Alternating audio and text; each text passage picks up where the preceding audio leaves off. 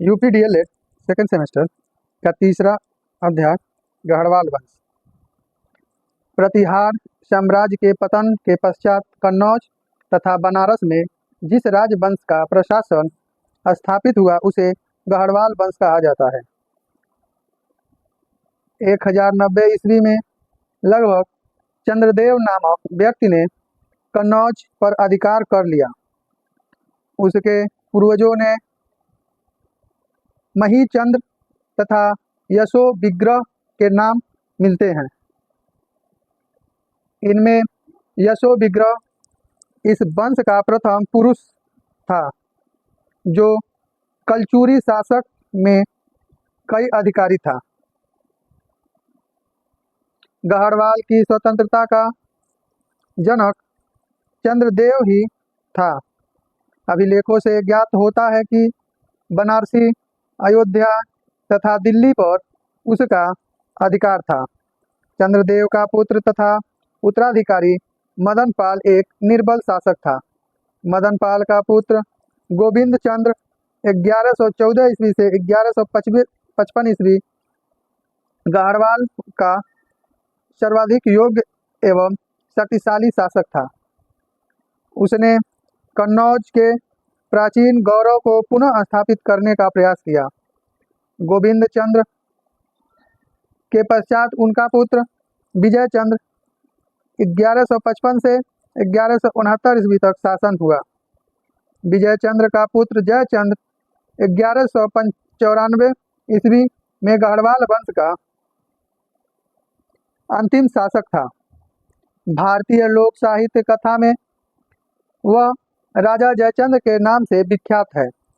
मुस्लिम स्रोतों के अनुसार कन्नौज तथा वाराणसी का वह सार्वभौमिक शासक था। चंदावर के युद्ध में जयचंद्र मुस्लिम आक्रमणकारियों द्वारा पराजित हुआ। इस प्रकार गढ़वाल वंश का अंत हुआ। कलचुरी चेदी राजवंश। चंदेल राज के दक्षिण में चेदी के कलचुरियों का राज स्थापित था। अभिलेखों में वे अपने को हैववंशी सहस्त्रार्जुन कीर्तिवीर्य का वंशज कहते हैं। पूर्व मध्यकालीन भारत में कलचुरी वंश की कई शाखाओं की अस्तित्व का प्रमाण मिलता है। त्रिपुरी के कलचुरी इनमें से सबसे प्रसिद्ध एवं शक्तिशाली थे। इनमें मध्य भारत पर 3 शताब्दियों तक शासन किया। इस वंश का पहला राजा कोक्कल प्रथम था जो संवत 845 ईस्वी में गद्दी पर बैठा। उसने कन्नौज के प्रतिहार शासक भोज तथा उसके सामंतों को युद्ध में पराजित किया। चंदेल राजकुमारी नट्टा देवी के साथ अपना विवाह तथा राष्ट्रकूट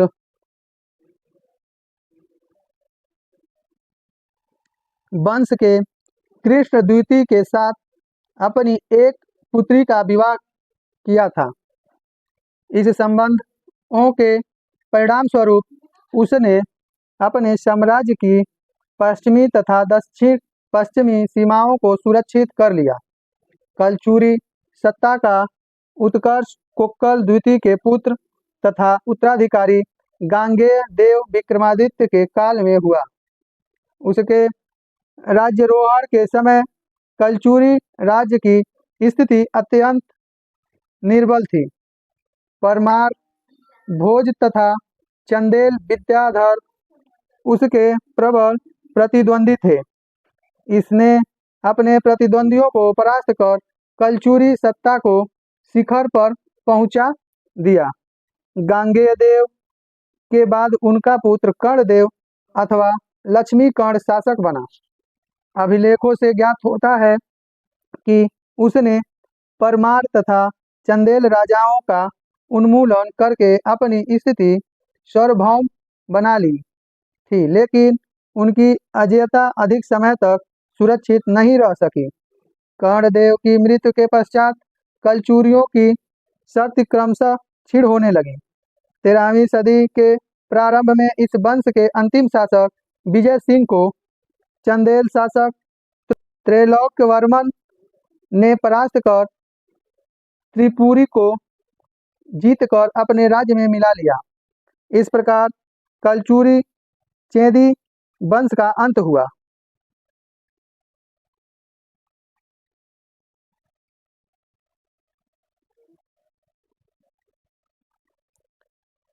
गुजरात का चालुक्य अथवा सोलंकी वंश।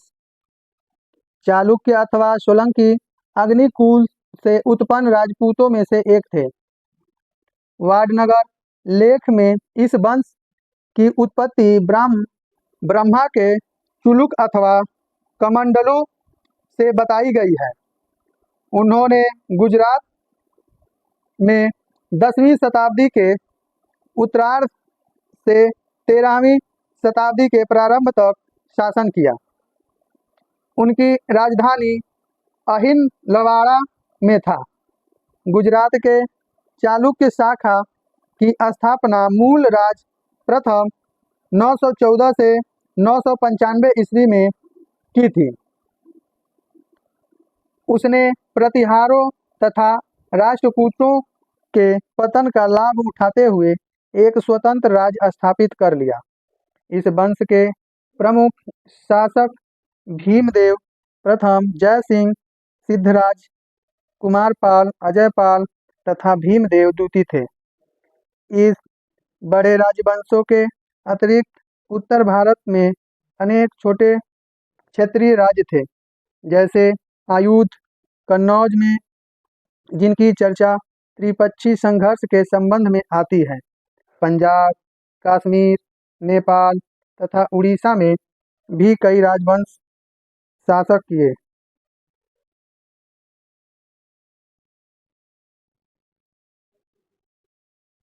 राजपूतकालीन समाज एवं संस्कृति। राजपूत युगीन समाज वर्णों एवं जातियों के जटिल नियमों द्वारा शासित था। इस समय जाति प्रथा की कठोरता बढ़ी तथा हिंदू समाज की ग्रहणशीलता एवं सहिष्णुता कम हुई। परंपरागत 4 वर्णों ब्राह्मण, क्षत्रिय, वैश्य, शूद्र के अतिरिक्त समाज में अनेक जातियां व उपजातियां पैदा हो गई थीं। ब्राह्मणों का इस युग में प्रतिष्ठित स्थान था। वे राजपूत शासकों के मंत्री व सलाहकार नियुक्त किए जाते थे। अधिकांश ब्राह्मण अध्ययन, यज्ञ, तप आदि में अपनी जीवन व्यतीत करते थे। क्षत्रिय जाति के लोग युद्ध तथा शासन का कार्य करते थे। उन्हें साहस, आत्मसम्मान, वीरता एवं स्वदेश भक्ति की भावनाएं कूट कूट कर भरी थीं। वे अपने जीवन के अंतिम क्षण तक प्रतिज्ञा का पालन करते तथा शरणागत की रक्षा करने अपने परम कर्तव्य समझते थे। वैश्य जाति के लोग व्यापार का काम करते। शूद्र का कार्य कृषि, शिल्पकारी तथा अन्य कार्य करना था।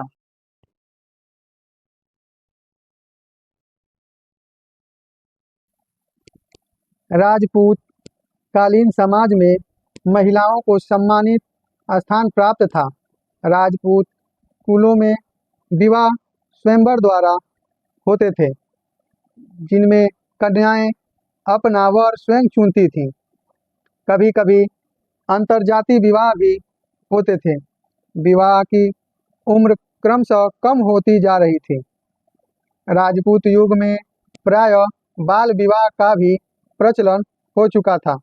समाज में जौहर तथा सती प्रथा प्रचलित थी।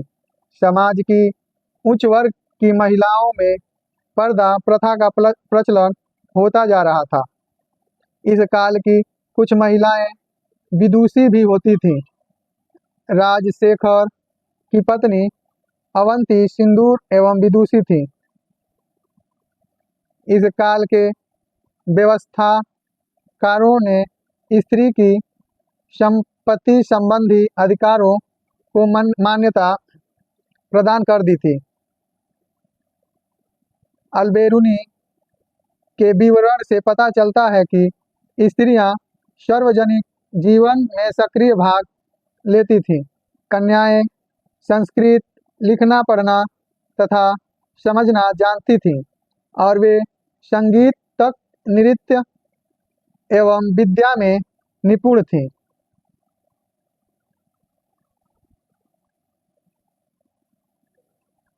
शासन व्यवस्था प्राचीन इतिहास के अन्य युगों की भांत राजपूत युग में वंशानुगत राजतंत्र सर्वमान्य शासन पद्धति थी।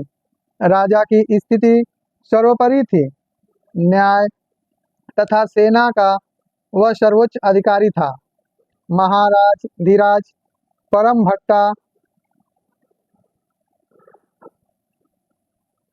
भट्टारक परमेश्वर जैसे उच्च सम्मानपरक उपाधियां धारण कर वह अपनी महत्ता को ज्ञापित करता था।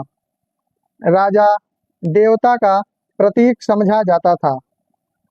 इस काल में शासन के क्षेत्र में सामंतवाद का पूर्ण विकास दिखाई देता है। राजपूतों का संपूर्ण राज छोटी छोटी जागीरों में विभक्त था।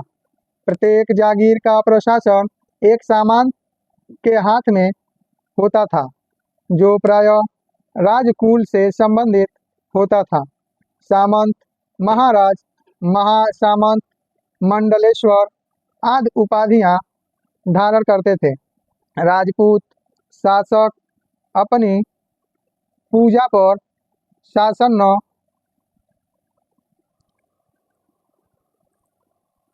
राजपूत शासक अपनी प्रजा पर शासन न करके सामंतों पर ही शासन करते थे। सामंतों के पास अपने न्यायालय तथा अपनी मंत्रिपरिषद होती थी तथा समय समय पर राज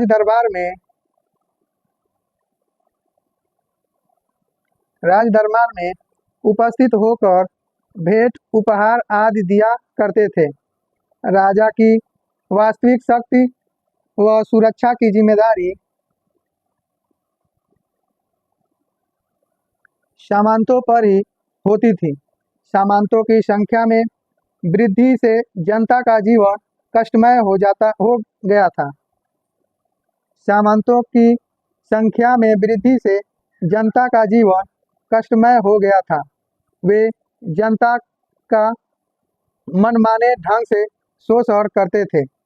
राजपूत युग में राजाओं द्वारा अपने कुल तथा परिवार के व्यक्तियों को ही उच्च पद पर आसीन किया जाता था।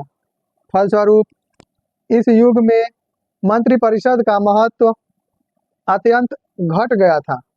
इस काल में मंत्रियों का स्थान एक नियमित नौकरशाही ने ग्रहण कर लिया था। तत्कालीन अभिलेखों में कायस्थ नामक अधिकारियों का उल्लेख मिलता है। लेखों तथा तत्कालीन साहित्य में कुछ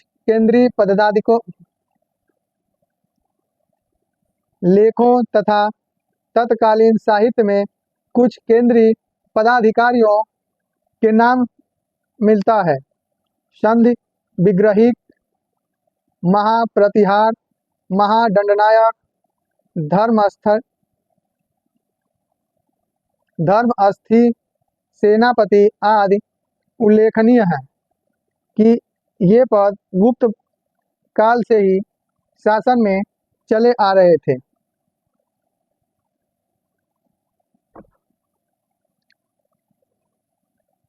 राज्य की आय का प्रमुख स्रोत भूमि कर था। यह भूमि की स्थिति के अनुसार तीसरे से लेकर 12वें भाग तक लिया जाता था। उद्योग तथा वाणिज्य कर भी राज्य का साधन था। वाणिज्य तथा उत्पादित वस्तुओं पर कर लगाए जाते थे। आपातकाल में राजा प्रजा से अतिरिक्त कर वसूलता था। कुलीन तथा सामंतों द्वारा प्रदत्त उपहार तथा युद्ध में लूट के धन से ही राजकोष में पर्याप्त वृद्धि होती थी। कर ग्राम पंचायतों द्वारा एकत्र किया जाता था। ग्राम पंचायतें केंद्रीय शासन से प्राय स्वतंत्र होकर अपना कार्य करती थी। दीवानी एवं फौजदारी के मुकदमों के फैसले भी ग्राम पंचायत द्वारा ही किए जाते थे।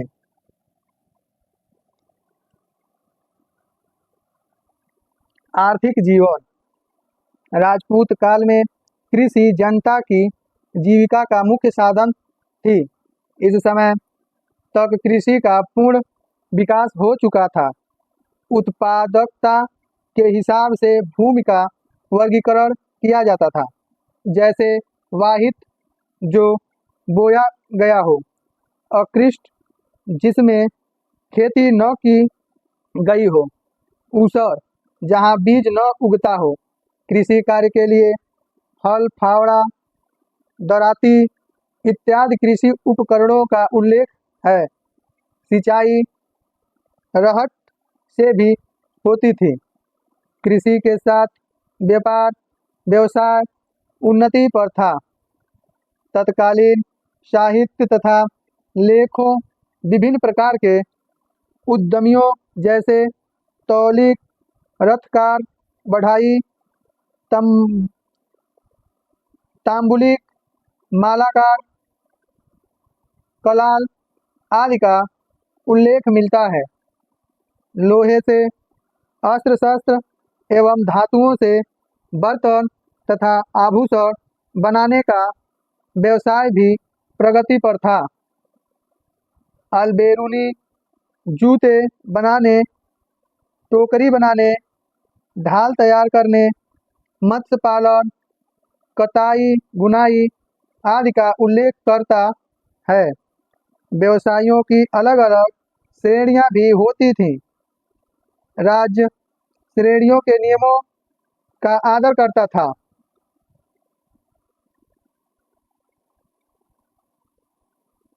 वे अपने क्षेत्र में कार्य करने के लिए स्वतंत्र थी, किंतु सामंतों के बढ़ते प्रभाव के कारण श्रेणियों उन्नति शक्तिशाली नहीं थी जितनी पूर्ववर्ती काल में। राजपूत युग में आंतरिक तथा बाह्य दोनों ही व्यापार प्रगति पर थे। अलबेरूनी भारत के प्रमुख नगरों को जोड़ने वाले मार्गों का विस्तार पूर्वक उल्लेख करता है। जल एवं स्थल दोनों के माध्यम से व्यापार होता था।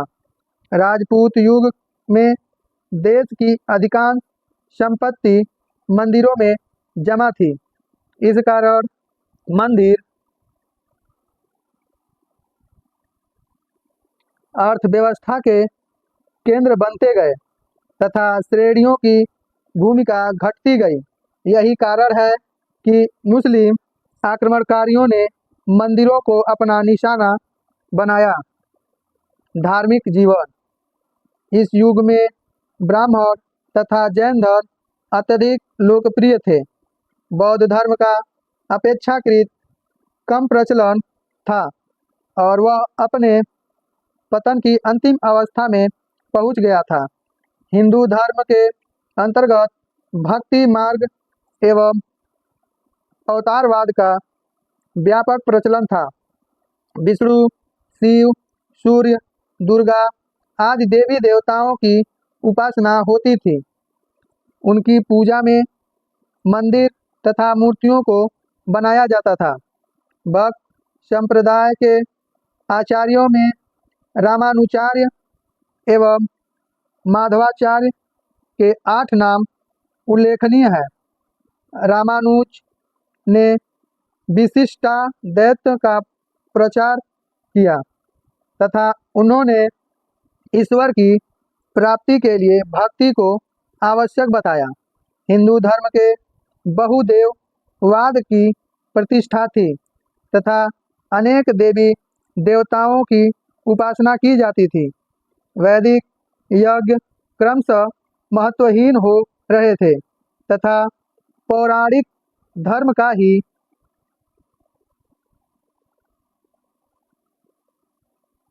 बोलबाला था।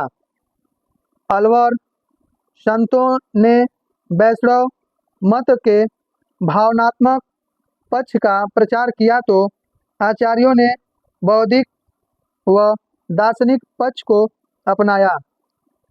उनकी शिक्षाओं में कर्म ज्ञान व भक्ति का सम्मिश्रण है। हिंदू धर्म के अंतर्गत जितनी संप्रदाय थे उनमें शैव संप्रदाय सबसे अधिक प्रबल था। जनसाधारण के अतिरिक्त अनेक राजवंशों ने शैव धर्म अपनाया और मंदिर बनवाए। शैव संप्रदाय के अंतर्गत कई मत प्रचलित हुए जैसे पाशुपत, कपालिक और कालुक। नयनार संतों ने शैव धर्म को और अधिक लोकप्रिय एवं ग्राह्य बनाया। इस समय शाक्त संप्रदाय भी बहुत अधिक लोकप्रिय हो गया था।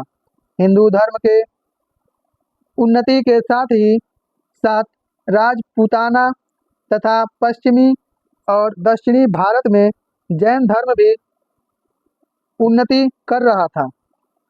विभिन्न राजवंशों ने जैन धर्म को संरक्षण प्रदान किया तथा जैन मंदिरों का निर्माण करवाया। राजपूत युग में बौद्ध धर्म अवनति पर था। इस काल आते आते इस धर्म का नैतिक स्वरूप समाप्त हो चुका था तथा उनका स्वरूप तांत्रिक बन गया।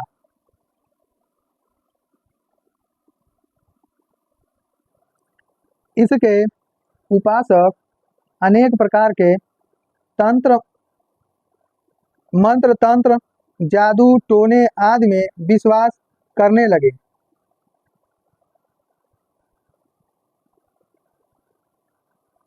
ब्रजयान का उदय बौद्ध धर्म के अवनति के कारण बना। इस काल में महात्मा बुद्ध को विष्णु का अवतार मानकर हिंदू धर्म में उन्हें प्रमुख स्थान दे दिया गया। भाषा एवं साहित्य।